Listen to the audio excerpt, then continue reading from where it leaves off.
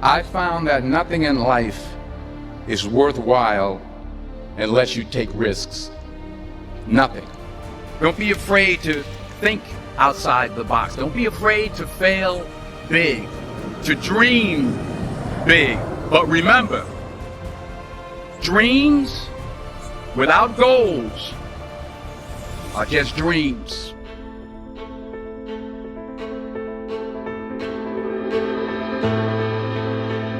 O Gramado Summit promove conexões. Isso é fundamental no que a gente precisa inovar, pensar fora da caixa. Que esse é um evento pensado para vocês. Esse é um evento feito por vocês.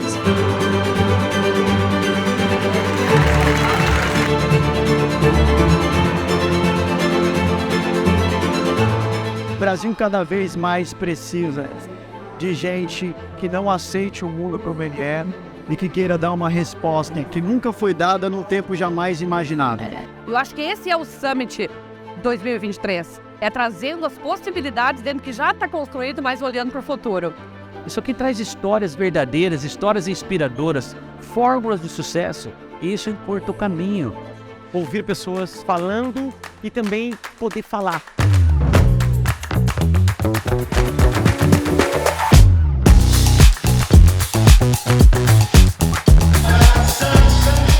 A gente está falando de inovação, porque é entregar acesso para quem nunca teve. Isso é totalmente conectado com a Gramado Summit. Quanto mais tu fala de negócio, mais tu aprende sobre negócio e mais oportunidade você abre. Então esse evento ele está entregando na prática o que ele traz no nome, né? Ser um summit, ser um ambiente criativo de encontros e conexões. E isso potencializa muito o desempenho desse ambiente que é fundamental de colaboração. Então eu acho que a diversidade traz isso. E esse evento, para mim, é um reflexo de diversidade de empreendedores.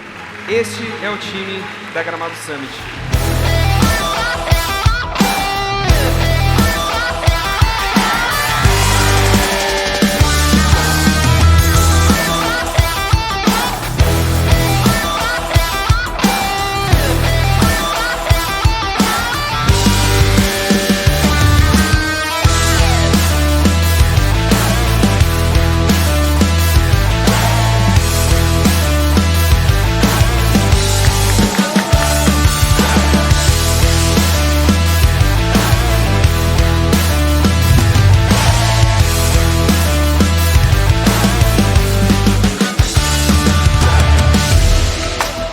Eficiente. Fazer mais com menos. Toda vez que você deu like em um desses artistas pretos, eu estava lá, fazendo aquilo que minha mãe me ensinou. Eu estava cuidando dos meus irmãos.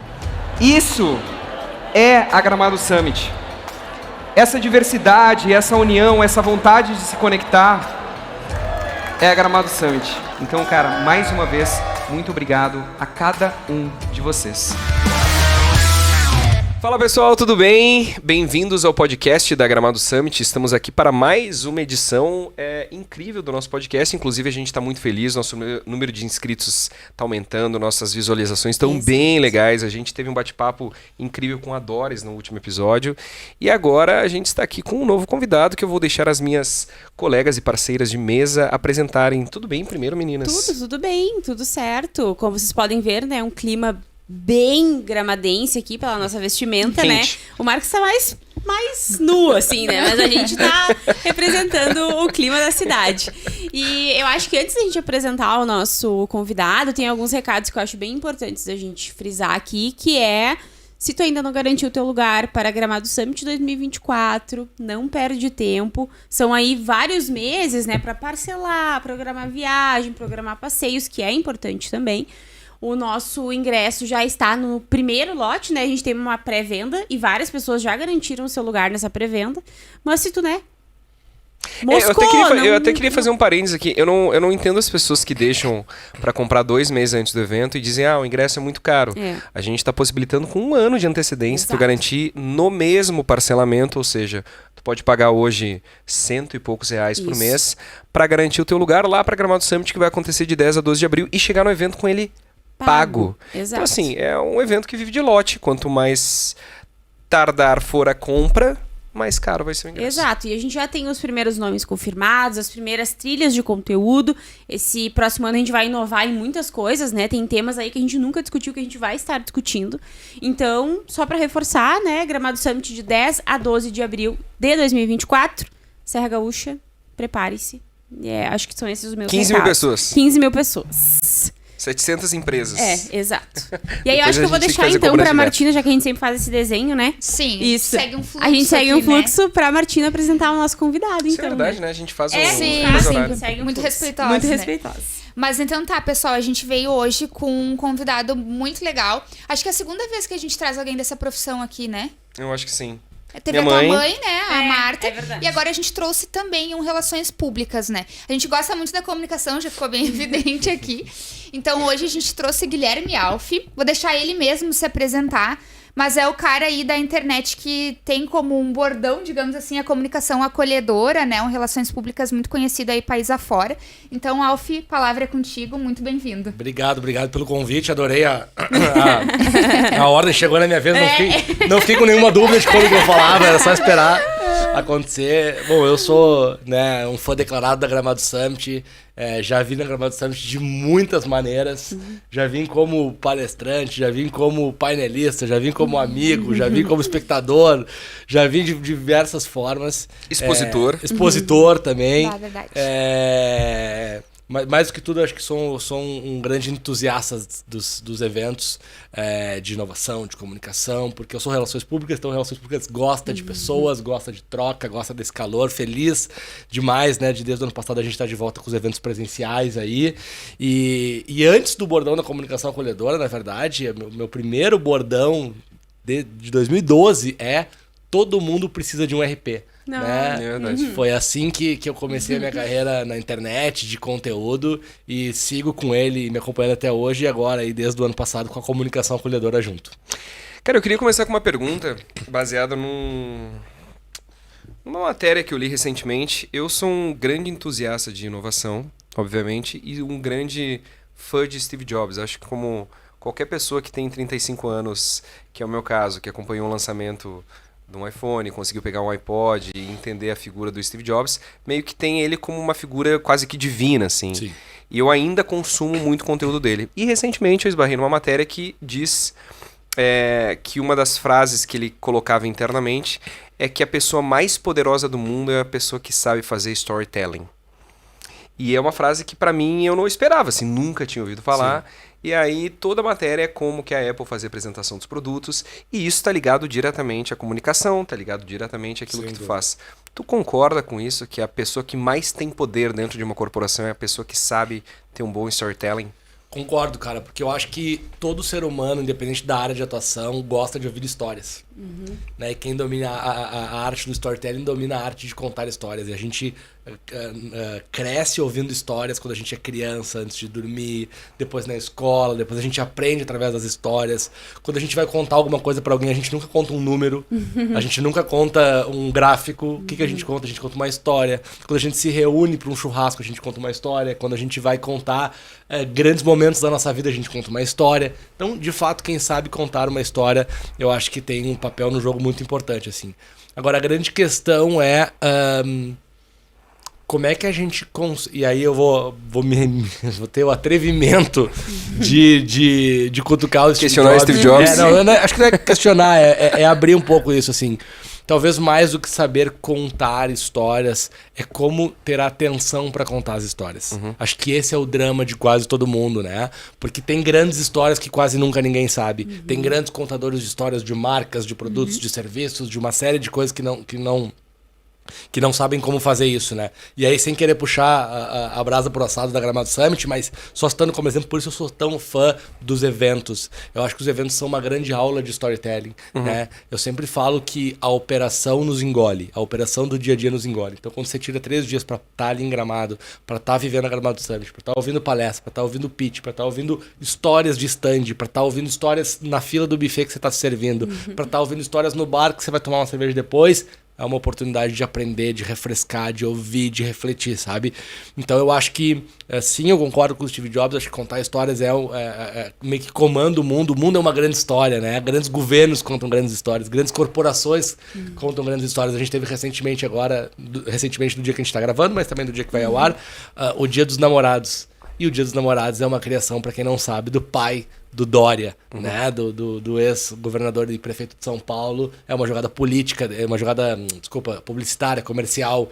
Se não é uma grande história o Dia dos Namorados, nossa, né? Que rende quanto dinheiro. Então, no fim da vida, eu acho que sim, tudo é um pouco de contar história, mas o desafio dos dias de hoje, que talvez lá atrás, quando o Steve Jobs começou, não era... Tinha, acho que, outros desafios, mas espaço para contar histórias, audiência para contar histórias, alguém que preste atenção na tua história. E aí entra o papel do RP de forma fundamental, né? Que é como contar essas histórias. Tô certo? Sim, eu acho que o RP ele tem um papel que ele é muito nebuloso, assim, porque ele é muito amplo, né? E é uma das coisas que eu venho já há mais de 10 anos, né? Desde 2012 eu tenho, como eu falei, o movimento Todo Mundo Precisa de um RP, porque eu acho que a profissão de relações públicas ela perdeu uma grande oportunidade. Todas as transformações que a comunicação vem passando, elas têm muito de RP. Mas elas foram se colocando outros nomes. Então vamos lá. Relações públicas é a ciência, né, da comunicação que cuida do relacionamento entre as pessoas, certo? Beleza. Tá. O que faz um influenciador? Ele se relaciona, né? Ele é a ponte com marcas e tal. Então, assim, influência devia, né, poderia estar dentro do guarda-chuva de relações públicas, né? Acho que o marketing também tem, né, tem muito de relações públicas ali. Na verdade, se a gente parar para pensar, tem uma frase até que está no meu livro, o Manual do Novo RP, que é uma frase do meu irmão, né? Eu cito ele no meu livro, que é: as fronteiras da comunicação estão extremamente borradas. Então, é difícil também eu dizer que quem faz melhor isso é o RP, sabe? Porque tá tudo meio confuso, assim. Quem escreve um conteúdo melhor hoje? Alguém que é influenciador ou alguém que é jornalista? Talvez os jornalistas vão querer defender que é o jornalista. Mas assim, pra que é esse conteúdo? É um conteúdo de veículo? Quem que é um veículo que te informa mais rápido hoje? A Choquei ou o Estadão? Total. E aí? Né? Onde eu busco entretenimento? No UOL ou no Google Gloss? Então, tá tudo muito confuso, assim. Acho que a gente tá vivendo essa revolução e tal. Mas eu acho que o papel, né, de um bom relações públicas é encontrar esses caminhos. Mais do que encontrar esses caminhos, é amarrar melhor esses caminhos. É o que eu sempre digo, né? Hoje eu não estou mais atuando com clientes, mas sempre que eu atuava com clientes, o que eu fazia era garantir que todas as pontas estão fazendo a mesma coisa, né? Estão falando o mesmo discurso, no mesmo tom de voz, porque essa é a grande dificuldade, né? Eu acredito muito que não existe mais on e off, né? O mundo é online, né? O mundo é online. Então, quer dizer, a Gramado Summit, ela é offline. Bom, nós estamos fazendo o que aqui? Né? Nós estamos fazendo um conteúdo online. Ao mesmo tempo que esse conteúdo online não existiria se não tivesse aqueles 3 dias presenciais lá de abril. Né? Então é difícil a gente dividir, assim. Então eu acho que o Relações Públicas ele tem uma capacidade, né, ou deveria ser formado para ter uma capacidade de amarrar estrategicamente todas as pontas, né? Então garantir com que a comunicação de uma marca que hoje é muito plural, né? De novo, vamos pegar a Apple. A Apple, ela fabrica telefone, mas ela é uma contadora de histórias, ela tem toda uma questão de design, ela tem as lojas físicas, mas ela tem a experiência online, mas ela tem a Apple TV. Cara, como é que garantir que tudo isso vai contar a mesma história, né? Então o papel do RP vem muito de amarrar essa estratégia toda. Sabe que ontem, só queria finalizar essa tua abordagem, porque, cara, eu achei tão legal isso que tu traz do influenciador, quem escreve melhor, um jornalista, ou um influenciador, ou o Google Gloss versus Estadão. Ontem eu estava dando uma palestra pro grupo RBS, e aí numa das conversas, assim, cara, o quanto vocês conhecem quem é a pessoa do outro lado? E aí uma jornalista, se eu não me engano, do Pioneiro, Vitória, o nome dela, ela disse, cara, mas é que no meu caso é um pouco diferente, assim, porque a gente fala com muita gente, então eu não preciso conhecer a persona. E aí foi muito legal que uma das meninas da RBS disse assim, e o Paulo Santana, ele conhecia. E eu falei assim, aí que o Joel J, ele acaba se criando, né? Porque ele conhece muito bem a audiência dele. Ele escreve para milhões, só que quando tu tá lendo, tu tá praticamente lendo a essência do cara. E aí alguém disse assim, e o Carpinejar? Que é um personagem, cara. É um personagem que se comunica muito bem com uma potência tão grande hoje quanto um grupo inteiro, né? Não, o que eu ia comentar que eu acho muito interessante desse teu comentário é que a gente já recebeu jornalistas aqui e que falavam muito sobre essa questão da comunicação. A gente não tá entendendo muito bem de quem é a responsabilidade do quê, né? Como que a gente vai caminhando sobre isso. E, enfim, na minha visão um pouco míope, assim, eu imaginei que, por exemplo, na área de relações públicas, essa era uma visão que não tinha compatibilidade com a área de jornalismo, por exemplo. Mas isso que tu traz vai muito de encontro, né? Eu acho que com essa propagação na internet e hoje todo mundo consegue ser criador de conteúdo, se qualificar para isso, né? Então, acho que isso é bem interessante. Tem uma grande discussão no mercado de comunicação, né? Que é quem faz melhor assessoria de imprensa. Jornalista ou relações públicas. Essa é uma discussão que faz 20 anos que tem essa discussão. De 2010 a 2012, eu trabalhei no Grupo Record. Eu coordenei um veículo jovem que tinha no Grupo Record, que era o It's Mais. A gente tinha um caderno no Correio do Povo, tinha um programa na rádio, fazia algumas ações e tal. Veio muito para concorrer com o Kazuca, que era super forte na época, que a RBS tinha comprado. A Record, então, tinha o It's Mais. E aí, quando eu fui pra dentro, e aí a nossa sala era lá na Caldas Júnior, né, naquele clássico do Correio do Povo e tal.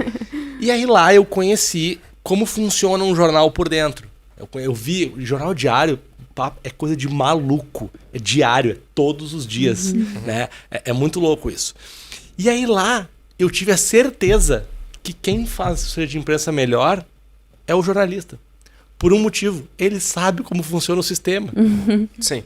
Por mais que possa ser uma função de RP, e o RP pode fazer bem também, é óbvio que pode, né? Mas assim, na essência, o jornalista vai saber muito melhor.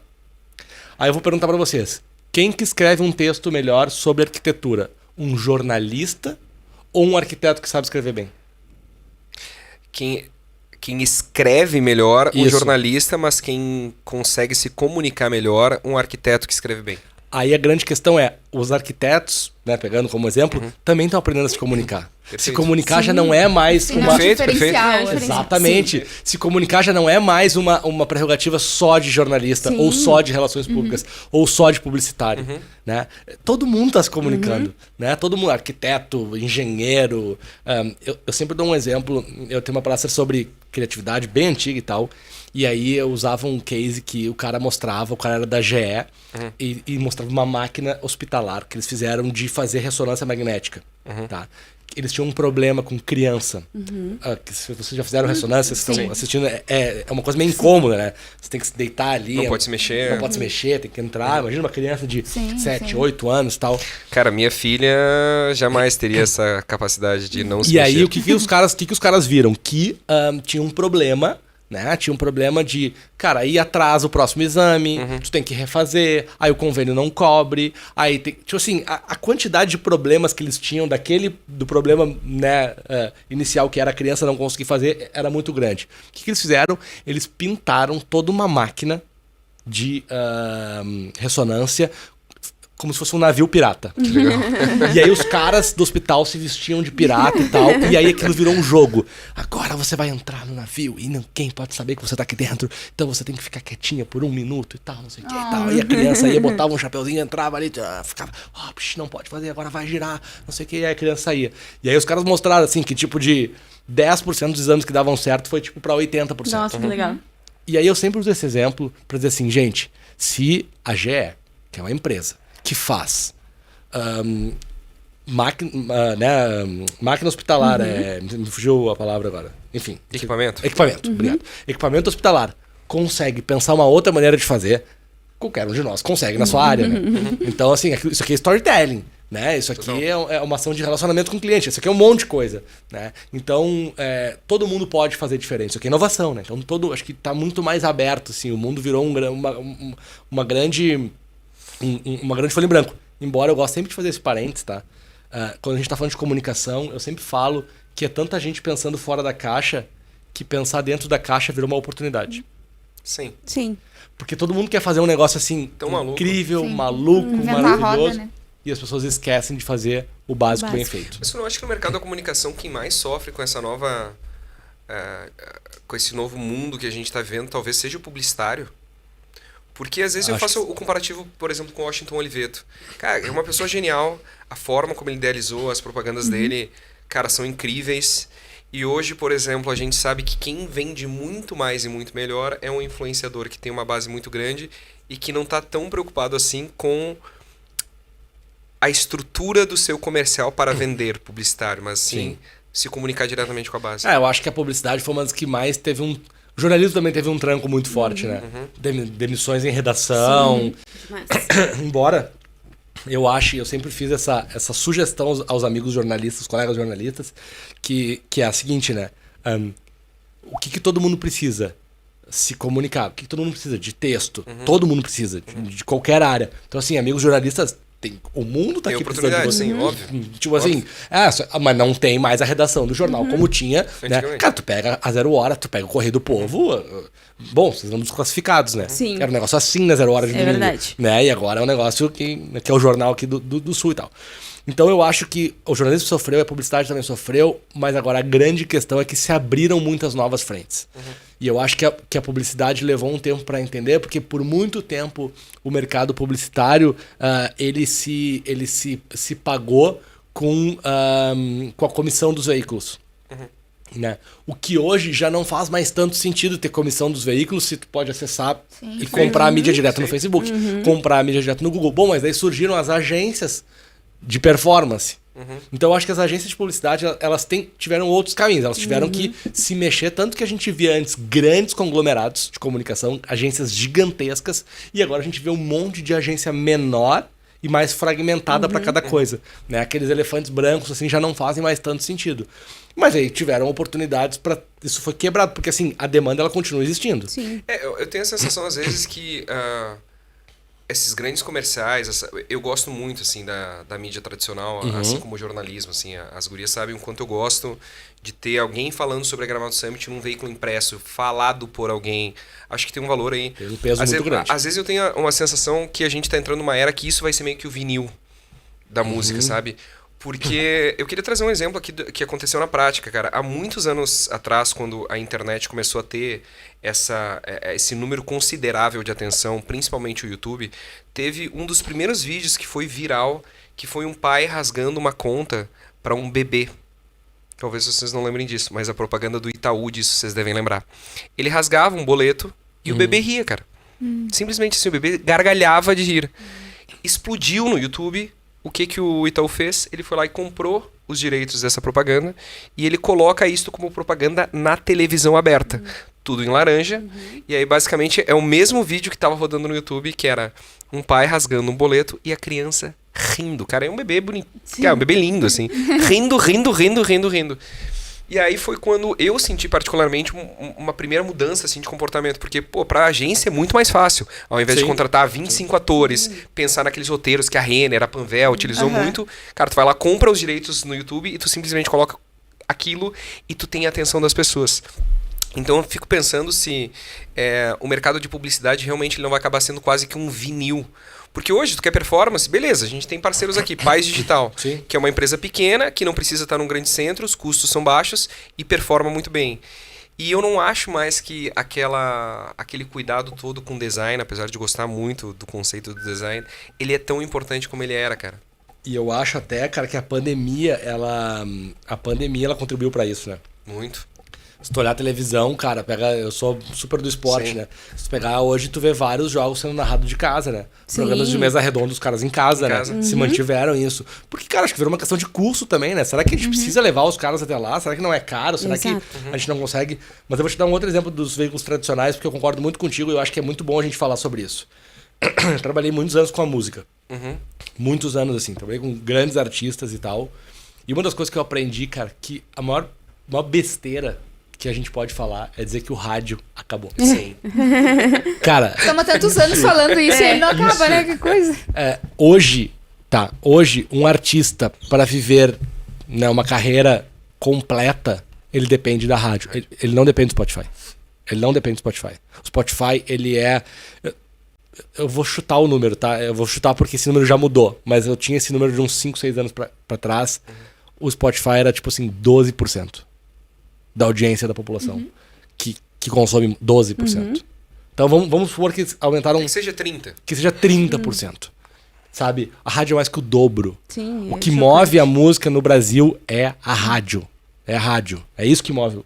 O que vende show não é o show da capital. O que vende o show da banda é o show do interior. O que faz uma banda... acho que tem assim... os veículos tradicionais ele ainda tem uma função muito grande. Eu lembro... Eu trabalhei com a Atitude 67 desde o começo. Assim, eu entrei 2 semanas antes da gente lançar a cerveja de garrafa.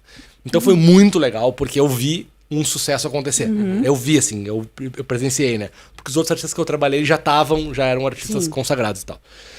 Então, eu vi o Neymar postar cerveja de garrafa e a gente ganhar 300 mil seguidores em 3 dias. Nossa. Eu vi o Leandro beijar a Anitta no Prêmio Multishow e a gente ganhar 100 mil seguidores porque ele beijou a Anitta e isso ser notícia em tudo quanto é lugar. Eu vi um monte de coisa. Mas eu nunca vou esquecer de fevereiro de 2019, quando o Faustão ainda estava na Globo e a gente foi no Faustão. É outra coisa. É outra coisa. Exato. É outra coisa. É outra coisa. A Anitta foi incrível, o Neymar foi incrível, os shows estavam incríveis, era assim, era 18, 20 shows por mês, era um negócio absurdo, assim. Mas quando foi no Faustão, parece que assim, ó, tá bom. Isso. Agora, sabe? Então eu acho que os veículos tradicionais... cara, esses dias tu me mandou uma matéria da Exame. Da Exame. O que eu te falei? Meu, que orgulho. Porque é diferente. É diferente. Então, assim... e aí eu acho que os influenciadores... os veículos mais digitais, a Choquei, o Hugo Gloss, que também é super legal também, né? Tem o seu papel, mas são papéis diferentes. Eu acho que agora já tá dando para entender isso. Sim, o que é o papel da mídia mais tradicional, o que é o papel do influenciador, porque há 4 anos atrás era tudo meio confuso, né? E acho que a gente tem, assim, uma série de desdobramentos de LGBT, de fake news, de outras coisas desse rolê todo de comunicação que a gente ainda tá entendendo, né? Então também não tem muito como cravar, né? Tudo que nós estamos falando aqui, talvez daqui a 1 ano seja a maior besteira. Sim. Né? Então é super complexo. Eu acho, Alf, na minha visão, que é muito onde a marca quer estar também, né? Perfeito. Eu fico pensando, por exemplo, agora quem é o logo oficial quando tu começa o Jornal Nacional? Nubank. É a Nubank, sabe? Que é uma marca que super se estabeleceu na internet, que tem, tipo, super uma conexão com, sei lá, Instagram, TikTok, né? Que tem essa pegada jovem, né? A gente vê nos podcasts que a Cris Junqueira participa e tal. Só que eu acho que é isso que tu comentou do Atitude no Faustão, né? Tipo, parece que é um respaldo. Tá, a nossa logo tá no Jornal Nacional, sabe? Não... Sabe por quê? Porque talvez, vou citar um exemplo, talvez os nossos pais... Sim. Agora, eles se convençam a abrir uma conta no Nubank. Com certeza. Total. Porque antes é assim, mas eu não vou botar... Mas aí entra na parada da credibilidade, cara, que isso pra mim é muito forte, assim, o exemplo do Exame. Quando a gente tem uma publicação na Exame que ela não é comprada, que tem um jornalista por detrás, que ouve uma história e escreve com o próprio punho, cara, isso ali não sou eu falando de mim, é alguém que tá falando e que tem um veículo por detrás. E até eu queria trazer mais um exemplo, não só no Nubank, o Google, a Meta Facebook, o TikTok, todos anunciam em televisão aberta, o que é praticamente surreal, porque tu compete diretamente. Netflix. Cara, exatamente. Então, isso pra mim é uma coisa que mostra como existe ainda um tempo muito grande pra mídia mudar por completo. Sim. Mas aí também tem um outro ponto que eu acho que volta à tua primeira questão, que é a força do comunicador. Faustão. Cara, claro, tem agora o Faustão Band, tudo bem. Mas, cara, quando o Atitude 67 vai pra Globo, não é só na Globo. É com o Faustão dando Claro, exato. É o logo da Nubank antes do William Bonner falar, né? Tu sabe que eu tava conversando naquela época eu conversei com um empresário e tal, e aí o cara me contou, né? Ele falou, cara, tu vê como hoje é só uma questão de posicionamento, tá? Porque antigamente era assim, ó. Você ia no Faustão no domingo, na segunda o telefone tocava. Gugu. Absurdo. Entendi, tá. Eu pensei que fosse voltar mais ainda na... Tu ia no Gugu, no Sabadão Sertanejo, né?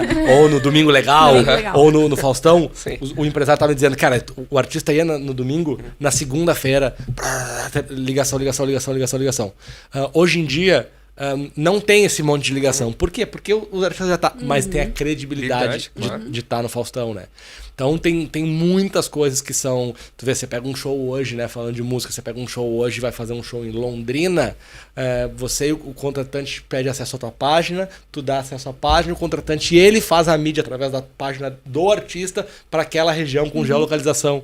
Cara, é um negócio... Total. E, cara, como é forte o interior, né? Isso é uma coisa que eu acredito que do mercado da música queria aproveitar esse teu conhecimento. Porque, por exemplo, a gente vive... A gente, enquanto a nova geração de consumidores, a gente vive em bolhas, tá? Porque a gente é um pouco mais... teve um pouco mais de acesso à comunicação como um todo. Mas, cara, o Amado Batista lota show no interior. E se eu perguntar pra uma pessoa de 25 anos quem é Amado Batista, não faz ideia. Tem aquela clássica frase, né, que ficou sacanagem com ele, eu admiro muito ele como jornalista, assim, como pessoa. A clássica frase do Zé Camargo, né, falando do Cristiano Araújo, né, que pegou super mal pra ele, né. Mas, cara, é impressionante, assim, como a mídia, a gente, tanto que estamos em uma rádio, que funciona, e que tem uma credibilidade numa região absurda.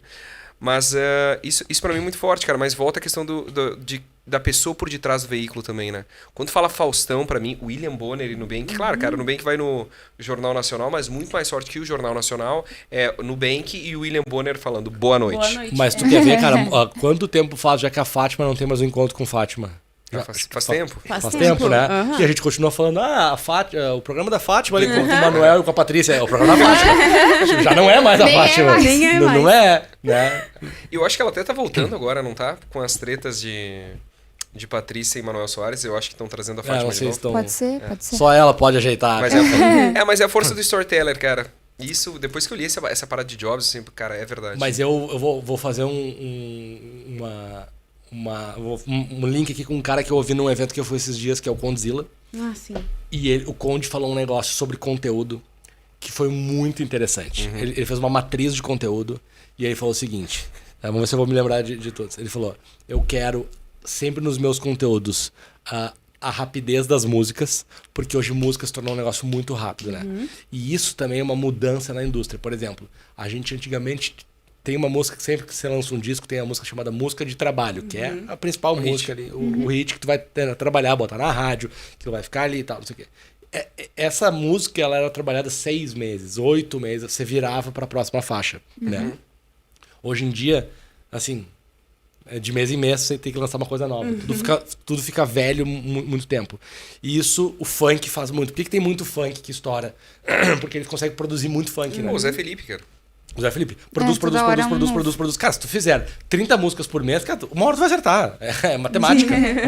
Tu vai acertar, alguma coisa tu vai acertar. O grande questionamento é por quanto tempo, né? Sim. Exatamente. Por quanto isso vai durar, né? Bom, mas enfim, ele fala da velocidade da música, a estética do cinema, que é a estética mais linda do conteúdo, né? Ele fala o dinheiro da publicidade, que ainda é o maior dinheiro. Não adianta a gente comparar ainda, o influenciador não sei o que, cara. Não. A grana que o Nubank botou lá no Jornal Nacional é incomparável. A grana que as grandes marcas botam no futebol da Globo é absurda. E aí ele falou do compromisso da TV. Isso me chamou muito a atenção. A TV é o seguinte, cara, é 21 horas, é 21 horas. Não é 21 e 1, não é 21 e 2, não é 20 e 59. É um compromisso, ele tá fazendo o papo de segunda no GNT. Sim. E daí até a palestra que eu ouvi dele foi no dia 2 de maio. E no dia 1º de maio, era o feriado do trabalhador, era uma segunda-feira. Ele falou, ontem, era segunda-feira, feriado, não importa, 9 horas aquilo lá tava no ar. Então eu acho que, só pra gente ver como as diferentes áreas da comunicação podem nos trazer ensinamentos e como elas funcionam de forma diferente, né? Eu tenho um podcast que sai toda terça. Já fazendo o jabazinho aqui, né? Claro. Já faz. Que é o Reflexões Acolhedoras. Eu tô no 4º episódio, ou seja, eu não tô nem cansado ainda, eu tô recém no começo. Cara, e ontem eu tive um dia meio maluco, porque eu moro em São Paulo, mas eu tô em Porto Alegre essa semana, e aí eu fico sem agenda, minha filha, não sei o quê. Ontem eu não publiquei. Aliás, até ele subiu, o episódio tá lá, mas eu não... Sim, mas eu não tenho compromisso da televisão. É isso, vai acontecer. Mas tá errado, né? Claro. Tá errado, eu não posso deixar isso acontecer. Eu tenho que ter esse comprometimento assim, mas às vezes a gente não tem, né? Sim. E o veículo tem, né? Sim, então acho que por isso que isso explica também por que a TV funciona há tanto tempo, né? A rádio, né, o jornal, a TV, eles têm um compromisso maior que o Alf, o Marcos, né, do que Total. do seu Instagram ali, né? Eles têm esse compromisso diferente, assim, por isso que se explica que eles duram tanto tempo. Sabe que eu queria aproveitar o Conde, cara, e ele é um cara que eu quero muito trazer na Gramado há muito tempo. Mas ele é uma das palestras que eu menos gostei, mas que quando... Na verdade, melhor. O Conde, pra mim, ele traz uma frase... Tu tem uma palestra monótona. Aí ele traz um conceito e, cara, ele ganha a atenção de todo mundo. Eu não sei se teve essa percepção dele, só queria fazer esse gancho. Mas, cara, a gente tava num bate-papo no mesmo evento, que isso a gente não cita, porque concorrência a gente deixa de lado. Mas, cara, tava legal, assim, um painel bom, cara, legal, pô, história gigante. Cara, do nada deram a oportunidade pra ele soltar uma frase. Ele, em uma frase, fez com que as pessoas, cara, batessem palma, levantassem. Ele conquistou a plateia, eu acho que foi na meritocracia e tal. Cara, incrível, cara. E eu falei, meu, isso pra mim é genial, tão genial quanto. Porque muitas vezes uma palestra de 30 minutos... Cara, as pessoas não dão atenção na palestra inteira. E nem todo mundo é bom como um Piangers da vida, que pega 30 minutos e consegue prender atenção. E eu acho que o Conde foi um cara tão genial que ele sabe que ele não vai conquistar todo... Ele chama as pessoas pelo nome. Ele não vai desenvolver 30 minutos de atenção. Mas se ele acertar ali no 25º minuto... Vai ficar marcado. Tom vai ficar marcado. E, cara, eu saí de lá com uma melhor palestra que eu assisti por causa de uma única... frase dele. Cara, eu assisti nesse evento, eu fiquei 3 dias lá, eu assisti 40 palestras. Qual que eu tô dando exemplo aqui? Conde. Do Conde. A dele. Porque essa matriz, pra mim, ele matou a pau. Eu já falei isso em reunião com uma equipe, já falei em reunião com parceiros, já falei um monte sabe? Eu, de verdade, cara, fiquei impressionado, assim, porque é o exemplo que eu dou de todo evento que eu participei, a frase que mais marcou, a do Conde. Uma palestra que não é que ela é ruim, cara. Ela tava legal, entendeu? Era normal. No final, ela ficou surpreendente. Sabe que isso me abriu um gancho, porque a gente tá falando de formatos de prender atenção, né? E eu lembrei que tu falou que tu já participou de um TEDx, né? E é muito isso, né? Sobre tu realmente conquistar aquela pessoa no tempo que tu tem. Queria que tu contasse um pouquinho dessa experiência, assim, como foi pra ti. E qual TEDx foi? São Paulo. Foi bem estranho, assim, porque era um grande sonho que eu tinha. Acho que todo speaker tem esse sonho, né? De dar esse check ali e tal, de estar ali no tapete vermelho e com aquelas letras vermelhas atrás. E aí eu fiz um post falando que a gente precisava tomar mais chá e menos café, né? Eu adoro tomar café, inclusive, mas é uma brincadeira que eu faço que a gente precisa desacelerar, precisa, né? Tudo é um cafezinho rapidinho, 30 segundos, em pé e tal. E aí, né, a gente precisa tomar uma xícara de chá com calma e tal. E isso veio muito numa nova fase de conteúdo, que é a comunicação acolhedora, que a gente falou no começo aqui, que eu estou fazendo, que é um tema que surgiu a partir, né, da perda da minha mãe. Minha mãe faleceu em março de 2021. E a partir da perda da minha mãe eu comecei a olhar para acolhimento de uma forma diferente, porque eu fui extremamente acolhido por muita gente que eu não conheço na internet, que é um lugar de ódio, de fake news, de briga, de xingamento, e me deu muito amor e carinho, né, as pessoas da minha rede ali e tal. E eu comecei a falar sobre isso e tal, e aí uma amiga minha, que inclusive, vou fazer um jabá dela aqui, né, Ruth Manos, tem que estar na Gramado Summit. Ruth Manos? Ruth Manos. A Ruth é uma das mulheres mais incríveis que eu conheço na minha vida.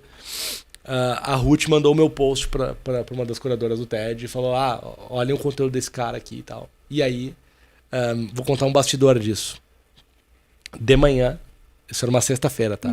De manhã eu escrevi pro Fabrício, da Experiência, né, que é o meu empresário. Meu empresário parece chique, né? Ficou bom, né? Pega esse corte, depois eu vou mandar pra ele. Eu mandei uma mensagem pro Fabrício, porque eu tinha visto um negócio, falei, cara, eu tô sentindo que o negócio da comunicação acolhedora, velho, vai ser muito incrível, a gente vai conseguir fazer muita coisa legal, vai conseguir levar não sei o quê, vai conseguir fazer o TED. Eu falei isso pra ele na sexta-feira de manhã. Eu juro pela minha mãe que tá no céu. Na sexta-feira, às 10 da noite. Convite. A mulher me escreve. Meu Deus. É inacreditável, é inacreditável. Foi 2021, Alf? Hã? Foi 2021? Foi 2021. É inacreditável. Pegou o TED com presencial já? O primeiro presencial. Que legal. Primeiro presencial. E era reduzido ainda. Sim. Acho que era 150 pessoas e tal. Mas é o TED. E aí, cara, ela me escreveu e tal. E aí foi muito legal o processo. Porque daí a gente foi fazer a primeira conversa. E ela queria que eu falasse sobre tomar mais chá e menos café. E aí eu falei, olha, na verdade isso vem da perda da minha mãe, da comunicação acolhedora, né? Eu tô passando por um processo super difícil de entender, de me reestruturar, da minha filha, do não sei o quê, do papapá, do papapá. E aí ela falou, não, tá bom, então faz 2. Faz 2 então. Faz o do chá e do café e faz o da tua mãe. Eu falei, tá bom. E aí eu fiz. No mesmo dia. Não. Daí eles me deram É que prazo. tu tem uma espécie de um treinamento pra pra esse foi o encaixar primeiro tua palestra em papo. 4 Primeiro minutos. papo. Não, ela falou assim, faz 2, assim, monta 2 pra me apresentar. Passou uns 15 dias, eu montei os 2 e aí apresentei. Aí apresentei primeiro. Eu já sabia que lá dentro de mim, eu tinha certeza que ia ser o da minha mãe. Aí apresentei o do chá e café. Não sei o que. Elas, muito bom, bem legal e tal. E apresentei o da minha mãe. Quando eu apresentei o da minha mãe, isso aqui, eu tava com a tela aberta, eu acho. Eu não tava vendo elas. Quando eu terminei, eram três pessoas. Quando eu terminei esse que eu tirei a minha tela pra ver elas e tal, tava as 3 aos prantos, assim. Delas, acho que não tem nem o que falar. Tá decidido, é esse aqui da tua mãe e tal. E aí foi muito legal. E foi muito legal porque eu ensaiei muito, como eu nunca ensaiei. Muito. Mentira, como eu nunca ensaiei, não. Depois do TED, todas as palestras eu ensaio. Que era uma coisa que eu não fazia. Palestra que eu estreiei na Gramado Summit agora, aqui em 2023, era uma palestra extremamente ensaiada. Sim. Ensaiada de, em casa, não olho pro espelho, mas em casa, cronômetro, slide na minha frente, fazendo. Faz de novo 2, 3, 4, 15 vezes, 20 vezes. E faz muita diferença. Faz muita diferença. Assim. Tem gente que tem isso ao natural, tá? Até queria puxar o Fabrício da experiência, que é o Malaquias, por exemplo. Sim. Cara, o Malaquias, ele é um cara natural em palestra, assim, é uma coisa que chega Mas eu acho que depende do tema também, um pouco. Pode ser. Mas isso foi uma das coisas que me surpreendeu muito nele, assim, cara. Ele é um cara muito de comunicação que ela não necessariamente é treinada. Tu nasce com essa habilidade, sabe? Mas eu acho muito legal do TED, queria até fazer esse parênteses com uma das coisas que é um aprendizado que a gente pode ter no futuro, né? Como pequenos detalhes contam. O tapete vermelho. Cara, o tapete vermelho, se tu pegar qualquer TED, assim, pega um TED que rolou na Unicinos, um TEDx ou em São Paulo, cara, é um tapete normal, redondo, vermelho, mas na hora que um palestrante sobe nesse tapete, é alguma coisa que, assim, nossa... Que a logo, composição das luzes, um bastidor pra vocês, muito então. Eles, quando eu cheguei lá, era no hotel, e daí quando eu cheguei lá, foi super legal, tava o Marcelo Serrado, também fez, nesse dia, conheci ele, eu mostrei com ele, super gente fina e tal. Falou também do processo de depressão dele. Quando eu cheguei lá, eles te convidam pra subir no palco. E aí eles falam assim, não, sobe aqui pra tu não subir no tapete vermelho a primeira vez na hora da palestra. Tipo assim, pra tirar o nervosismo. Foi super legal. Se eu ficar de pé, vai aparecer ali? Ou vai me cortar, será? Stefano, aparece? Pode ficar. Tá, vamos tentar, vamos mostrar. E aí, aparece. Tá. Então ela falou assim, ó, quando subir no tapete, ela falou... Vem um pouco mais pra frente. E ela me falou assim, tem um problema, tá? Tem um problema, que a pessoa sobe no tapete e a gente tende a falar assim, se mexendo. Sim. Né? É normal, a gente fala se mexendo, tá? E aí ela falou, aí é muito ruim depois no vídeo, porque você vai ficar tipo que nem um bonecão de poço. Um bonecão de poço, vai estar num barco e tal. Ela falou, sobe no palco, meus pés que vocês estão faz assim, ó. Sim. Os pés, assim. Tá? Que não dá pra ver. Dificulta o movimento. Nossa. E aí eu fiquei com aquilo. Fechar os pés. Tipo, eu nem sabia a abertura, mas eu sabia que eu cheguei a entrar. É muito engraçado porque e aí eu consigo ver no vídeo, né? Eu subo e falo assim. E aí eu fico paradinho. E essa é uma técnica que eu passei a utilizar depois também. Então, quando eu subi no palco da Gramado Summit, quando eu escolho o lugar que eu vou ficar parado, eu fecho os pés. Que daí eu não fico me mexendo. Eu fico parado. Sim. Né? Nossa, é um detalhezinho, tipo, minúsculo. Muito legal. Muito legal, assim. Eu acho que o TED faz um negócio de acompanhamento também, que é legal. Porque tu tem que... São 14 minutos? São 17 minutos. Não, 18 minutos. Tu tem que respeitar. A tua palestra, ela tem que se encaixar nesse tempo. Até na Web Summit de Lisboa, eles trouxeram um dos grandes curadores do TED mundo, né? Não do TEDx. E é incrível, assim. E tem esse respaldo. Eu até queria trazer um exemplo. Como a gente é movido por ego, tá? E, na verdade, o que essas grandes corporações elas fazem, essas grandes empresas, é mexer um pouquinho do nosso ego, porque é um tapete vermelho. Se eu não me engano, o comandante Rolim, que foi o fundador da TAM, ele fez uma das coisas mais geniais do mundo, assim, porque a TAM sempre foi conhecida como o mágico carpete vermelho. Porque quando tu ia na TAM, até então, hoje em dia o mundo mudou bastante. Mas à época tu não tinha os fingers, e tu chegava no chão e subia no avião e tu tinha a TAM sempre com um tapete vermelho. Mascadinha, assim. antes da escada. Então tu era recebido pelo tapete vermelho, que lembra muito a questão de realeza, lembra muito a questão de áreas VIPs, e todo mundo que pegava um voo da TAM, tu deve ter pego algum, tinha o tapete vermelho, e a tripulação, eu sei que isso vai ser assustador para vocês, tá? Ela ficava na porta te dando boas-vindas. E aí quando tu tentava entender o porquê existia aquele tapete vermelho, num primeiro momento tu pensava, cara, isso aqui tem a ver com uma empresa que valoriza o seu cliente, tanto que ela usa isso como bordão, que é o tapete vermelho mágico. E na verdade, historicamente, é que as pessoas chegavam com os sapatos muito sujos. Então tu chegava no avião e tu sujava a aeronave, e a troca de uma tripulação para outra tinha um serviço de limpeza muito grande. E aí o que o comandante Rolim, que é o fundador da TAM, fez? Esticou um tapete que ia limpando a sola dos pés das pessoas. Eu não sabia. Só que ele trouxe como vermelho. Incrível.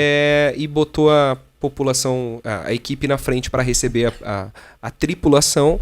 E, cara, as pessoas se sentiam muito bem. Todo mundo queria pegar a TAM. À época, a TAM foi a maior companhia aérea brasileira, que desbancou até as grandes estatais que existiam à época. A Varig, a VASP, a Transbrasil. E, cara, com uma coisa muito pequenininha, assim. Então, olha que legal. A gente é movido a ego, né? Querendo ou não, tu achou uma solução que mexe diretamente com o ego da pessoa. Eu estou sendo recebido na TAM por um tapete vermelho que, na verdade, era utilizado primeiramente para limpar a sola dos sapatos. E todo mundo que fala do TEDx fala, porque a tua primeira expressão na hora foi, sim, eu palestrei no tapete vermelho. É impressionante, né, cara? Isso aí tá presente em nós, a gente não percebe. Essa coisa da experiência, assim, acho que é uma coisa muito valorizada, assim, e ela é tão simples, mas às vezes ela passa batido, né? Cara, e o TEDx, ele não investe nem em estrutura de palco, por exemplo. Não. É o tapete vermelho, a letra caixa, e o telão. Com a cidade que ela tá participando, assim, o telão. Só que cria uma notoriedade e te dá um prazer tão grande em zerei a vida, né? O teu checklist ali. Eu palestrei num TEDx e com certeza vai na tua bio do Instagram. Sim. Depois, isso é uma das coisas que eu tento me perguntar, assim, como a gente consegue fazer isso na própria Gramado. Que hoje, ser convidado para palestrar, tu pode estar tendo um convite meu, de um dos curadores, mas a gente ainda não consegue ter essa coisa de, recebi uma ligação. Caraca, e é uma das coisas que eu acho que o TEDx dá aula. Cara, mas eu não sei, sabe? Não sei se já não tem. Não sei. Óbvio que eu acho que eu vou valorizar meu passe a partir de agora. Eu acho que tem, velho. Eu acho que tem, assim. E eu acho que isso, Marcos, é uma das coisas que eu também aprendi com o tempo, assim, compartilhando com vocês. Cara, tempo de maturação das coisas, né?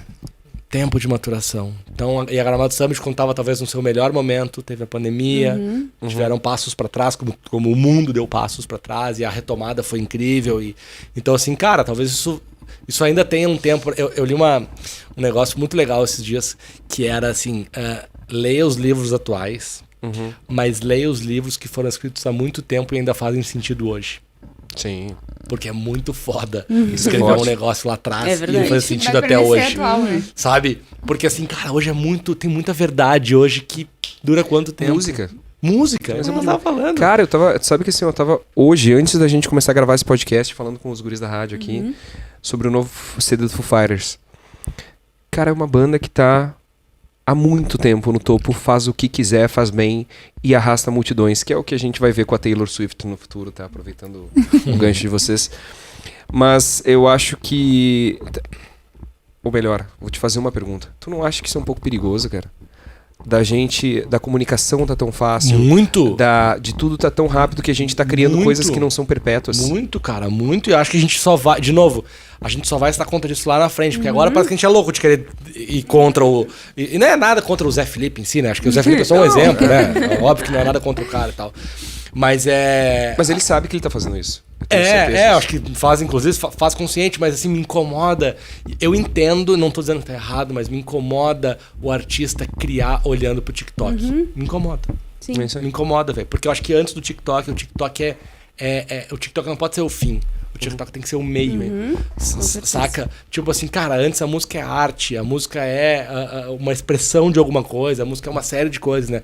Eu tenho uma discussão lá em casa com a Fernanda, que é a minha esposa, que ela já dura anos e os nossos amigos mais próximos sabem da discussão e ficam incendiando essa discussão. Que há uns 5 anos atrás... Ambiente tranquilo. Há uns 5 anos atrás, ela disse que a Anitta... E eu adoro a Anitta, mas ela disse que a Anitta era do mesmo tamanho da Ivete Sangalo, e eu disse que a Anitta não poderia sentar na mesma mesa que a Ivete Sangalo. Cara, e aí isso virou uma discussão, assim, de tudo que acontece na carreira das duas. Um fica jogando o negócio no outro e tal. E eu, olha só, fazem 5 anos. Eu já acho que agora a Anitta já pode sentar na ponta da mesa da Ivete. Ela tá fazendo... E eu sempre falei, ela vai sentar na mesa da Ivete, mas calma. Sim. Calma. Né? Agora ela tá se consolidando uma puta carreira internacional, maior que a carreira da Ivete e tal. Eu falei só que é o seguinte, a Ivete lotou o Maracanã, filho. A Ivete lotou o Madison Square Garden. Calma. A Ivete, tu vai em qualquer casamento, Sim. Cantam poeira, cantam festa, cantam... Vendeu milhões de CDs, né? Que é sabe? Uma coisa... Tipo assim, tem que respeitar. Não dá pra achar que, porque fez... Show das Poderosas. Cara, já não toca mais no casamento, desculpa. Exatamente. Já não toca mais, velho. Já não toca mais. É que tem um negócio do legado, né? E legado leva tempo, sabe? Então eu acho que essa nova geração dessas coisas imediatistas, assim, é tudo muito... Não vamos longe, né? Pra gente não pegar só os exemplos da música. Quantos exemplos do empreendedorismo ou de speakers não eram as pessoas mais incríveis do mundo há 5, 6 anos atrás?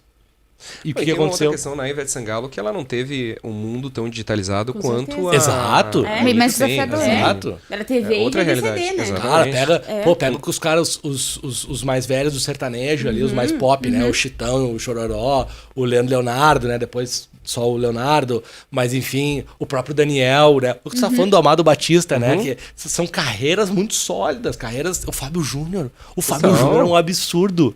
Tipo, o Fábio Júnior, esse cara... Mas isso também tem um pouco, tá? Que aí também tem a ver com relações públicas, que é um pouco de imagem que a gente tem aqui no Brasil. A gente também tem uma dificuldade muito grande em reconhecer as pessoas. O Denilson, que vai estar já anunciado. Confirmadíssimo. Sim. Bom, achei que eu tinha dado...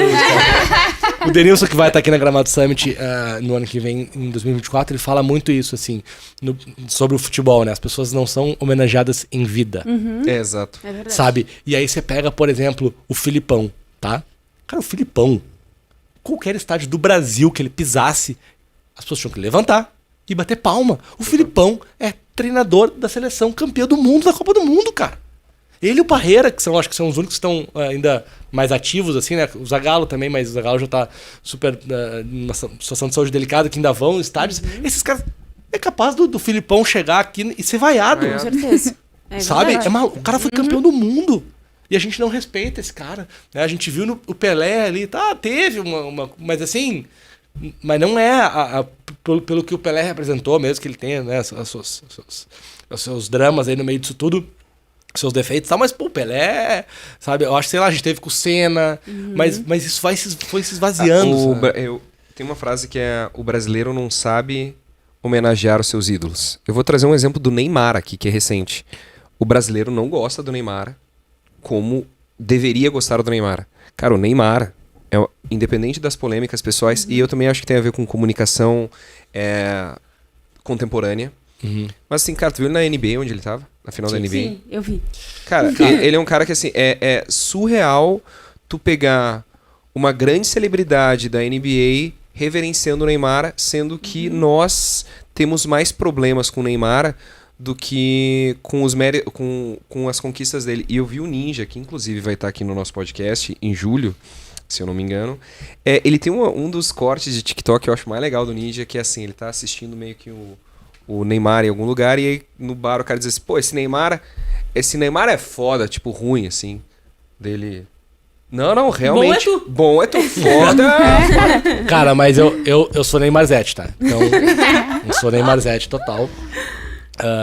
Mas eu entendo o que tu tá falando, mas eu acho que o culpado é dele.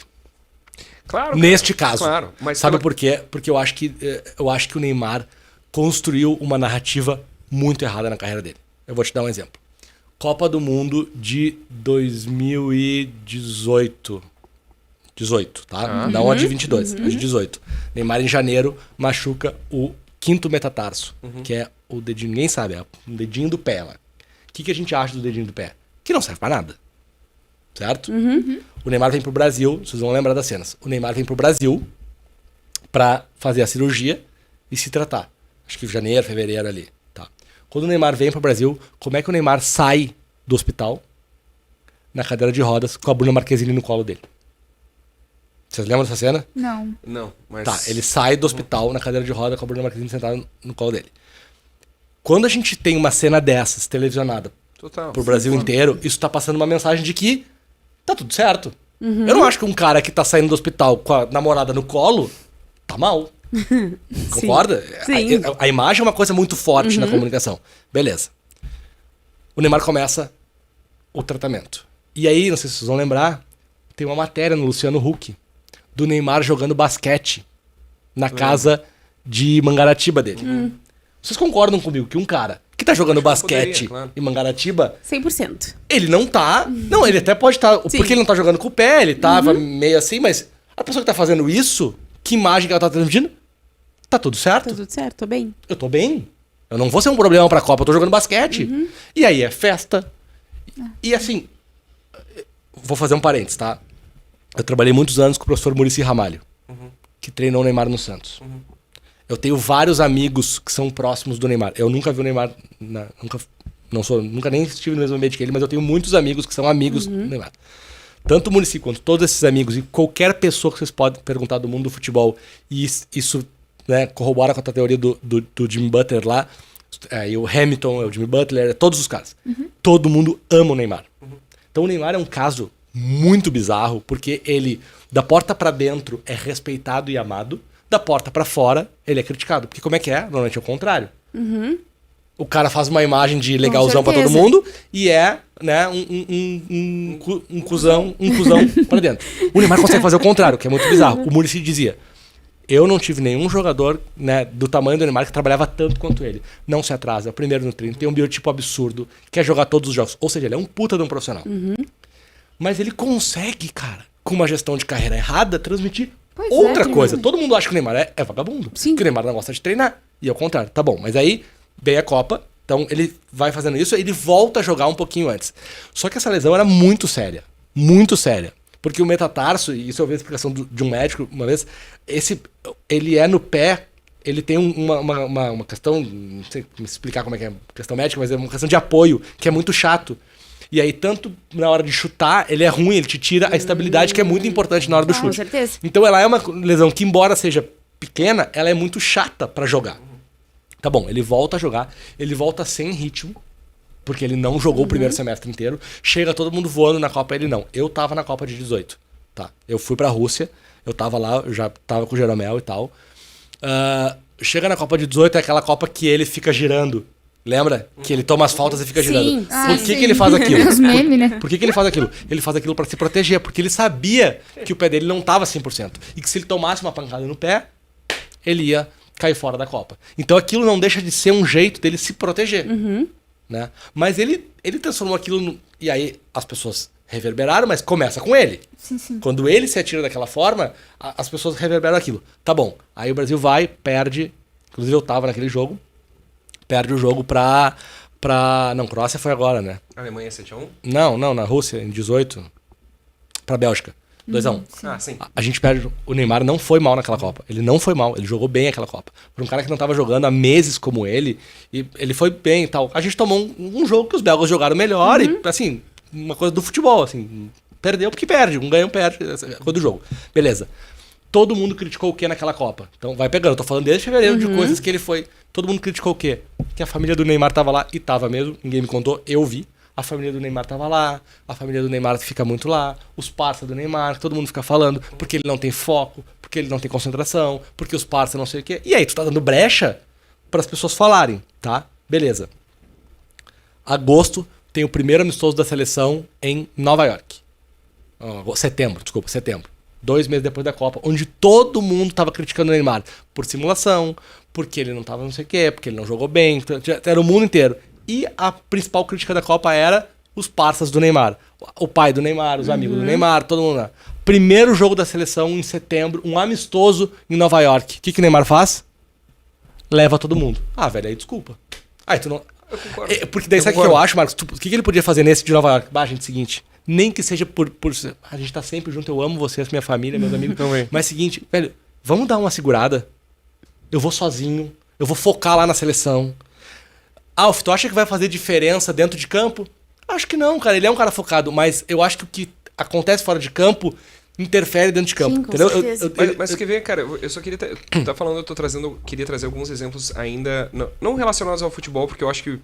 Cara, eu acho a maior besteira a gente ter aquela memória afetiva de que antes era melhor. Porque se tu pegar as festas que rolavam com os jogadores... Era muito pior, que não tinha acesso, entendeu? Óbvio. A gente só não tinha acesso. Agora tu tem um moleque novo que conquistou o mundo e que é mais valorizado no mundo do que no Brasil. E eu tive uma oportunidade na vida de encontrar o Neymar logo que ele foi pro Barcelona. Eu tô voltando de Frankfurt e eu tô no avião. E, cara, literalmente o Neymar tá sentado atrás de nós. Eu levantei. Peguei a Helena, minha filha tem 9 hoje, mas ela tinha acho que 1 aninho, cara. E eu abordei ele e falei, posso tirar uma foto contigo? Cara, no que eu falei isso, o avião inteiro, eu não tô brincando, o avião inteiro da TAM notou o Neymar. E aí tiveram que... hoje não existe mais a primeira classe, né? Mas tinha ainda um resto de primeira classe, que eram os primeiros bancos. Ele tava na executiva. E aí a gente tirou a foto e tiveram que mover o Neymar. Mas, cara, eu vi uma pessoa muito doce, que atendeu todo mundo. Sim. Cara, tem a foto da Helena, assim. Hoje ela usa como ativo, assim. Eu usaria também. Uma foto com o Neymar. E aí eu queria trazer um outro exemplo, como o brasileiro não sabe valorizar os seus heróis, tá? Guga. Cara, se eu falar aqui, e aí tênis já é uma praia que eu gosto muito, o que o Guga fez pro esporte brasileiro é assustadoramente grande. Pô, ele tava agora em Roland Garros, ali na primeira fila. Reconhecido pelos franceses, legal, cara. Aqui no Brasil é meio que assim, é o Guga, porque o esporte não é muito conhecido, ou porque ele é surfista de Floripa, e provavelmente fuma um beck, sabe? Tu traz esse histórico. Adriano Imperador. Cara, o que o Adriano fez, só que a diferença do Adriano é que ele tá nem aí e ele é aquela figura que ele é, tanto que um dos grandes ativos do Podpah, há alguns anos, acho que há uns 2 anos, foi conseguir entrevistar o Imperador pelo que ele representa. Mas eu acho, cara, que na verdade o brasileiro ele tem essa síndrome do vira-lata e quando alguém começa a prosperar, e brasileiros me incluem junto. A própria Anitta? A própria Anitta, cara. Hater. E eu vou te dizer uma coisa, a Anitta, cara, especificamente, cara, eu vou fazer melhor do que a Anitta. Ontem eu tava conversando com a Jana, que tu conhece, ela trabalha com a gente, minha assessora, e ela assim... Cara, eu não entendo, agora tá em alto Naldo Bene. Quem é esse cara? E eu sei que ele entrou na onda de mudar a comunicação dele pra crescer em cima de algumas mentiras. Mas, cara, se tu falar quem era Naldo Bene há 10 anos atrás... Cara, esse cara foi assustadoramente grande. E digo mais, a Anitta só existe por causa do Naldo Bene. Isso é bizarro. Não, o Naldo era muito grande, mas o que eu tô querendo te dizer de tudo isso, acho que sim, a gente não valoriza, né? A história começou nisso, né? A gente entrou. Concordo, tudo isso. Mas eu acho que um cara do tamanho do Neymar falta uma gestão de carreira que ajude ele a construir as coisas. Porque eu acho que as coisas também são construídas. Concordo. Elas são construídas. Cara, a Anitta tá construindo. A Anitta tá construindo. A Anitta começou a falar inglês. A Anitta colou nos empresários lá de fora. Colou no bom sentido, né? A Anitta começou a gravar música em espanhol. A Anitta começou não sei o quê. Ela é muito estratégica. Você pode não gostar da Anitta, mas ela é muito estratégica, cara. Então eu acho que faltou uma estratégia de carreira pro Neymar, sabe? De, cara, qual é a imagem que nós vamos vender do Neymar, por exemplo? É de bad boy? Então nós vamos fazer a imagem de bad boy. Porque é assim que é. Total. E eu acho que isso eles não fizeram, sabe? Não, porque dentro de campo... Daí fica sempre...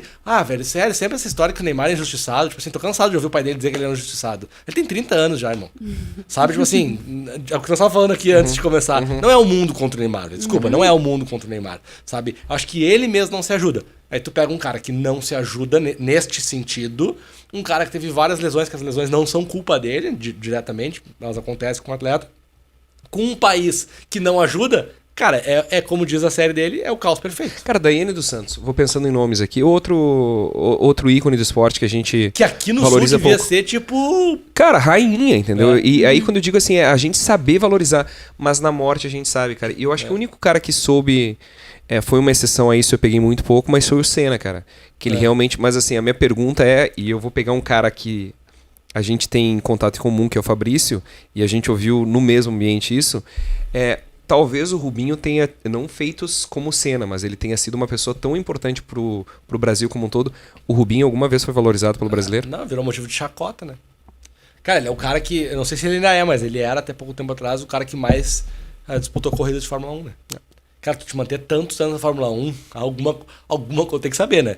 Sim. Alguma coisa tem que saber. Tipo assim, não é... Tem que ter uma manhãzinha. Tem que ter alguma manha pra ficar naquele mercado ali. E cara, agora eu fiquei curioso, como é que tu pega, por exemplo, se tu pegasse na tua época de RP mesmo, como que tu consegue construir carreira de um cara tipo Neymar, assim, que tem a carreira? Eu vou te dar um outro exemplo, né, que é o Jeromel.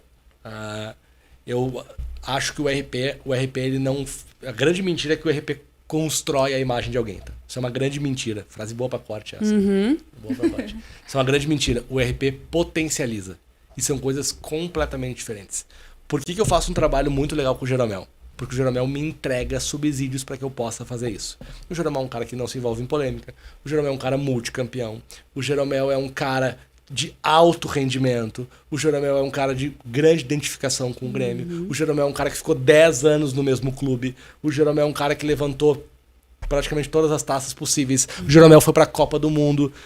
Então, com ele eu consigo fazer... eu consigo potencializar tudo que ele faz de bom dentro de campo numa imagem fora de campo. Tu não tem tanta gestão de crise. Não tem tanta gestão de crise. Por isso que eu me dei conta, e no começo eu queria pegar outros jogadores. Quando eu comecei ali em 2012, 2013, eu comecei a pegar uns jogadores menores e tal, até que eu me dei conta, e aí os caras ficavam bravos porque eu não conseguia fazer as mesmas coisas que eu fazia pro Denilson, pro Muricy. E aí um dia eu me dei conta, claro que não, né? É óbvio que eu não consigo fazer, porque vocês não... Eu não podia dizer isso pro cara, né? Se vocês não me entregam... Vou te dar um outro exemplo, né, desse negócio de potencializar na música. Quando eu comecei com a Atitude 67, em 2017, a gente estourou em novembro, e aí 18 foi meu ano dourado, assim, em São Paulo, de artista, assim. Eu fazendo a Atitude 67, a gente fez uma comunicação muito diferente. Os guris... A gente fez um negócio na Atitude que é muito maluco, que os contratantes ficavam loucos comigo, que não foi uma ideia minha, eu só sustentei a ideia, foi do empresário. A gente não usava foto da banda. Como você não usa foto? Não usa foto. Por quê? Porque não importa o rosto deles. Importa é a marca Atitude 67. Então, mas a gente precisa audacioso isso. Muito. Não, cara, era coisa de maluco. Aí os contratantes, não, mas eu preciso aqui, eu contratei pra Gramado, eu preciso botar um outdoor. Põe a logo. A gente não vai personificar em ninguém. É a marca Atitude 67. Cara, foi maluco isso, assim, na época. Foi muito inovador, foi muito diferente. E a gente fazia as redes sociais, tipo, não era foto todos eles juntos, que nem uma banda de pagode normal. Era muita coisa diferente que a gente fez e tal. E isso reverberou. E nossa rede social era muito diferente. Isso reverberou e muita gente me procurava. Empresário, gravadora, artista. Cara, pô, eu quero que tu faça igual, faz uma Atitude 67 lá. E eu, não, vamos ver e tal. Até que um dia eu me dei conta. Falei, cara, o que eu preciso? Aí eu já invertia. Não, vamos fazer. O que eu preciso, tá? Primeiro, eu preciso de 6 bons personagens.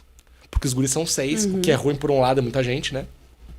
Mas por outro, eu tenho 6 personalidades muito distintas pra trabalhar. Então eu preciso de 6 personalidades diferentes. Eu preciso de um hit como Cerveja de Garrafa. Tá? Eu preciso de uma gravadora com investimento que nem a Universal, que eu tenho. Eu preciso do melhor produtor do Brasil, que é o Dudu Borges, que dos últimos 10 anos fez 9 das músicas mais tocadas do rádio, que era o Dudu que produzia as coisas. Eu preciso de um escritório de venda como a do Eduardo Maluf, que é o empresário que venda. Eu preciso de uma agenda de 16 a 18 shows por mês, mais ou menos. Cara, se tu me der tudo isso, eu consigo fazer a mesma coisa. Cara, pô, mas aí é difícil, filho. Então, não é que, então tu não tem nenhum mérito na Atitude. Não, eu tenho alguma parcela de mérito nisso, mas o que eu quero dizer é que o meu trabalho como RP, ele só era potencializar. Ele só era potencializar. Se tu me der para o RP da Gramado Summit, eu vou deitar e rolar. Por quê? Porque é bom, cara. É bom. O evento é legal, os palestrantes são legais, vocês têm uma estrutura legal, vocês têm um time para trabalhar legal. Se me der o Gramado Summit na mão, eu faço chover para cima. Não sou polêmico. Não é polêmico. Agora, se me der o evento lá de São Paulo, que não sei o que, cara, que o evento vai 15 pessoas, que os palestrantes ninguém conhece, que ninguém gosta, que nunca teve, eu que vou fazer o milagre, não vou, velho. Não vou. Mas, de novo, eu demorei pra me dar conta, porque em algum momento a gente se acha super-herói, né? Todo mundo já teve essa fase na sua vida, né? Eu achava, não, eu vou pegar isso aqui, eu vou transformar, eu vou fazer. Cara, não é assim. Então, eu acho que o trabalho do RP com marcas, com pessoas, com quem for, ele é muito mais potencializar aquilo que já é bom. E, claro, quando eu cheguei na Atitude, não tinha tudo isso que eu falei. Não tinha. Foi uma construção. Mas foi uma construção, mas eu vi que tinha, né? Eu nunca esqueço quando o cara me chamou e falou, não, porque eu tô com uma banda de pagode. E se vocês pensarem, em 2017, o pagode tava super embaixo. Super embaixo, assim. Era só sertanejo, funk crescendo pra caramba, sertanejo e tal, não sei o quê. Eu falei, banda de pagode. 2017, esse cara tá louco. Os caras são do Mato Grosso do Sul, Campo Grande. Vocês estão loucos. Esses caras são malucos, velho. E aí eu entrei, eu nunca esqueço, terminei, falei, papo de empresário. Os caras vão explodir. Eu falei, tá bom, vamos explodir, tá. Eu ouvi um empresário por semana.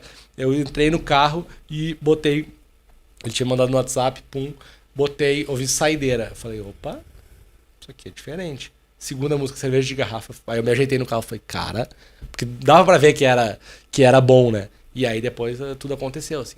Como produto é importante, né? É, muito. Tipo, essa sensação de arrepios, assim, que é o que tu entende se alguma coisa tem potencial ou não. Porque independente de alguns terem mais estrutura, outros menos estruturas, como produto final é uma coisa importante. É. Eu ouvi uma coisa que eu acho que vale pra gente transpor pra qualquer mercado, assim. Eu ouvi uma coisa em 2014, quando eu cheguei em São Paulo, e eu andava com uns caras, que eram os caras, assim, mais foda da música, assim. E eles falavam pra mim, gaúcho, é caro andar com a gente, hein? Você tem que pagar pra andar com a gente. E realmente eu devia ter pago pra andar com os caras, assim, porque são os caras que me ensinaram tudo que eu sei da música, assim. E um dia um cara que hoje é presidente da Virgin Music, e é um grande amigo, me falou assim, Alf, um artista, pra acontecer, ele precisa de 5 coisas. 5 elementos. E eu já falei. Ele falou, música,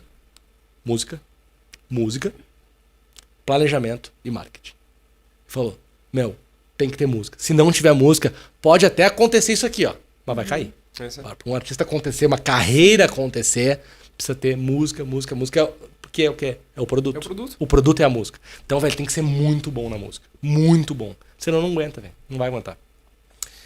Isso aí então, né, meninas? Eu tenho Estamos uma batendo nosso tempo, Eu tenho só uma pergunta final. Bora. Por que Alf? Eu vou dizer que eu descobri da pior forma possível na Gramado Summit 2019. Não sei se tu lembra. Talvez tu não lembre. Mas, na época, na Gramado Summit 2019, eu era assessora do Marcos e eu também tinha a incumbência de emitir aéreos para os palestrantes. E a gente se meteu num tufo federal e eu falando com o Alf falou, pode emitir esse aéreo aqui pra mim e pra minha esposa. Beleza. Quem é? Eu, Guilherme Alf, fui no site, pesquisei. Aí eu mandei pro Alf e ele, a gente tem um problema? O meu sobrenome não é Alf. Não, eu tava embarcando. Tu tava embarcando, exato. Tava e aí eu lembro que tu... E era de manhã cedo. Ter virado o documento. Não, e aí ele falou assim, e aí quando ele chegou na Gramado, e aí eu fiquei, meu Deus, o Alf não vai chegar, ele não me respondia. Aí a gente se encontrou no evento e aí tu falou, a gente vai ter que dar um jeito agora, porque eu tive que botar o dedo por cima do meu documento. Cara, eu tinha esquecido disso. Nossa, foi muito pra mim. Mas é a segunda vez que eu já embarquei como Guilherme Alf. Embarquei muitos anos atrás, que essa eu tive que falar pra mulher. Eu falei, moça, olha pra minha cara. Aí eu fiquei de lado, olha meu nariz. É igual o Alf é teimoso. Aí a mulher, realmente é parecido. Eu falei, sou eu, eles só erraram. Era uma passagem da Webjet essa época, muitos anos atrás, e depois dessa vez. Mas é por causa do Alf é teimoso. Do ET. Pra quem não assistiu, é uma série muito legal, muito antiga, de muitos anos atrás, que animou muito as manhãs de quem tem mais de 30 anos. E aí virou meio que meu nome, assim. Sim. Legal. Podemos botar a referência da imagem depois. Vocês achei interessante. Temos dever de casa, descobrir o Alf é teimoso e colocar na edição, hein? A gente bota, o Stefano nos ajuda. Isso aí então, galera. Cara, queria te agradecer. Obrigado de coração. Foi muito bacana a gente conseguir encaixar tua vinda pra Gramado, porque tu te desloca em São Paulo pra gente conversar sobre Gramado Summit e aproveitar o bate-papo. Estreia também do Papo com o CEO, que é um bloco que vai vir na sequência, meio do Alf, onde a gente fala sobre outras coisas. E meninas, recados finais antes de passar a bola pro Alf? Eu acho que é isso. Esse projeto que a gente tá lançando, que o Marcos comentou, ele é um projeto extra, né? Então o podcast vai ser lançado. E na sequência, o Marcos e o Alf bateram um papo muito legal. É um episódio mais curtinho, mas que eles falam de coisas totalmente diferentes do que a gente conversou aqui. Então é legal também, porque é mais um conteúdo, mais uma forma de tu conhecer o Alf, mais uma forma de conhecer o Marcos também.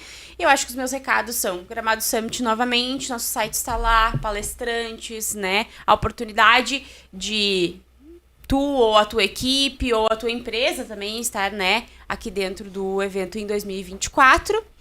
E daqui a 15 dias a gente se vê novamente aqui, né? Com certeza. Nosso bate local. Próximo é com o Michael, da Idia. Isso aí. Que vai acontecer 15 dias depois da estreia desse episódio. Exato. Ative aí as notificações pra não perder nada, aquela coisa toda. E não esquece de garantir teu ingresso, que a gente tem as trocas de lote com frequência. Quando esse episódio estiver no ar, o nosso lote vai estar 1.390. Então, aproveita antes que ele aumente de valor. E vai passar de 2.000, tá? Então, cara, compra antes, de verdade. Exato. Alf, se quiser deixar aí as tuas redes, teu podcast, a gente vai deixar os links aqui na descrição. Eu sou @Guilherme Alf no Instagram, no LinkedIn. Vamos continuar esse papo por lá. Agradecer a vocês. Fazia bastante tempo que eu não falava sobre comunicação. Adorei o papo sobre comunicação. A gente fala bastante de carreira nos podcasts, né? Acho que os podcasts hoje têm sido muito sobre carreira, que é legal também, mas eu adorei que a gente pôde trazer visões diferentes, visões complementares e ouvir um pouco mais sobre comunicação. Obrigado e ouçam as meninas, ouçam o Marcos. Garanto seu ingresso mais barato para Gramado Summit 2024, porque você não vai se arrepender. Isso aí, valeu! Valeu!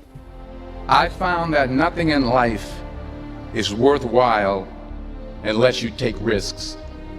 Nothing. Don't be afraid to think outside the box. Don't be afraid to fail big, to dream big. But remember, dreams without goals are just dreams.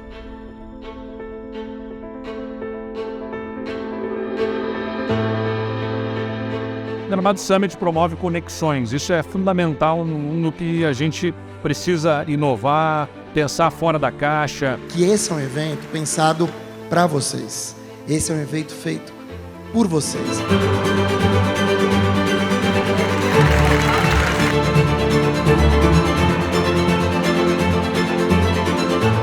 O Brasil cada vez mais precisa de gente que não aceite o mundo como ele é e que queira dar uma resposta que nunca foi dada no tempo jamais imaginado.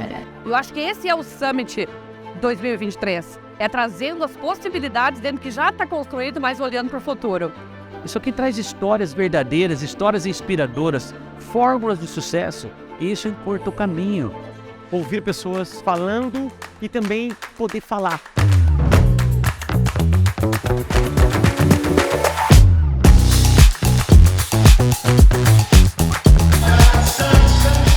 A gente está falando de inovação, porque é entregar acesso para quem nunca teve. Isso é totalmente conectado com o Gramado Summit. Quanto mais tu fala de negócio, mais tu aprende sobre negócio e mais oportunidade você abre. Então esse evento ele está entregando na prática o que ele traz no nome, né? Ser um summit, ser um ambiente criativo de encontros e conexões. E isso potencializa muito o desempenho desse ambiente que é fundamental de colaboração. Então eu acho que a diversidade traz isso. E esse evento, para mim, é um reflexo de diversidade de empreendedores. Este é o time da Gramado Summit.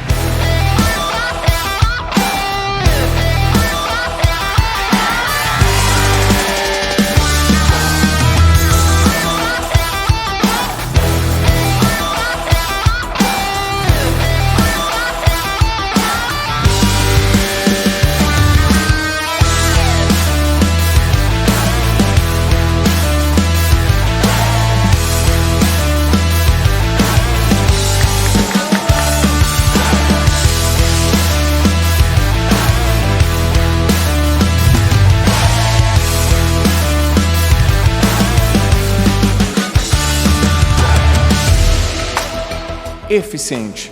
Fazer mais com menos. Toda vez que você deu like em um desses artistas pretos, eu estava lá, fazendo aquilo que minha mãe me ensinou. Eu estava cuidando dos meus irmãos. Isso é a Gramado Summit. Essa diversidade, essa união, essa vontade de se conectar é a Gramado Summit. Então, cara, mais uma vez, muito obrigado a cada um de vocês.